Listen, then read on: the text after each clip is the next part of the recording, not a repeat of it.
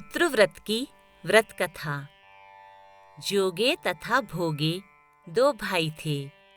दोनों अलग अलग रहते थे। जोगे धनी था और भोगे निर्धन। दोनों में परस्पर बड़ा प्रेम था। जोगे की पत्नी को धन का अभिमान था, किंतु भोगे की पत्नी बड़ी सरल हृदया थी। पितृपक्ष आने पर जोगे की पत्नी ने उससे पितरों का श्राद्ध करने के लिए कहा तो जोगे इसे व्यर्थ का कार्य समझकर टालने की चेष्टा करने लगा, किंतु उसकी पत्नी समझती थी कि यदि ऐसा नहीं करेंगे तो लोग बातें बनाएंगे। अपने मायके वालों को दावत पर बुलाने और अपनी शान दिखाने का यह उचित अवसर उसे लगा। अतः वह बोली, आप शायद मेरी परेशानी की वजह से ऐसा कह रहे हैं, किंतु इसमें मुझे कोई परेशानी नहीं होगी। मैं भोगे की पत्नी को बुला लूंगी, दोनों मिलकर सारा काम कर लेंगी। ऐसा कहकर उसने जोगे को अपने पीहर न्योता देने के लिए भेज दिया। दूसरे दिन उसके बुलाने पर भोगे की पत्नी सुबह सवेरे आकर काम में जुट गई। उसने रसोई तैयार की, अनेक पकवान बनाए, फिर सभी काम निपटाकर अपने घर आ गई। आखिर उसे भी तो पितरों का श्राद्ध तर्पण करना था। इस अवसर पर न जोगे की पत्नी ने उसे रोका और न वह रुकी। शीघ्र ही दोपहर हो गई। पितर भूमि पर उतरे। जोगे भोगे के पितर पहले जोगे के यहाँ गए तो क्या देखते हैं कि वहाँ ससुराल वाले भोजन पर जुटे हुए हैं। वहाँ से निराश होकर वे भोगे के यहाँ गए। वहाँ क्या था, मात्र पितरों के नाम पर अगियारी दे दी गई थी।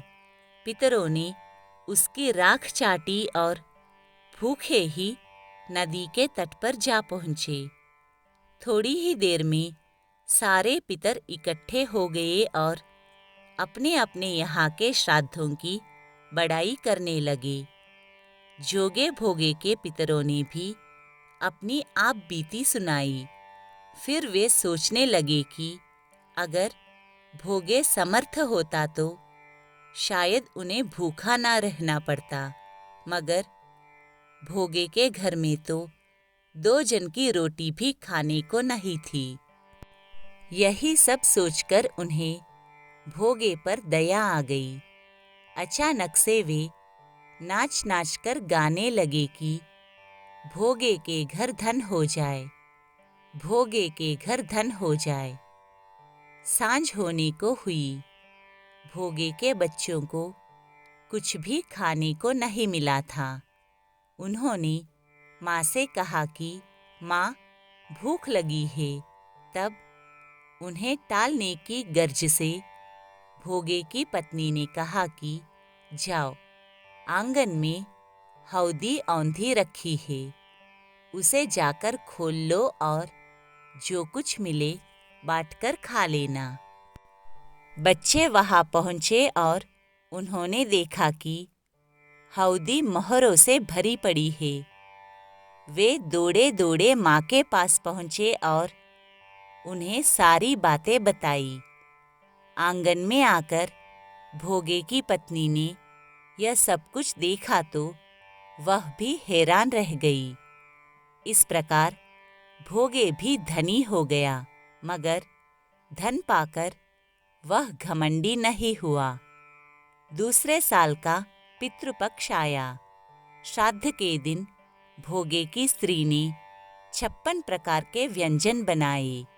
ब्राह्मण को बुलाकर श्राद्ध किया, उन्हें भोजन कराया और दक्षिणा दी।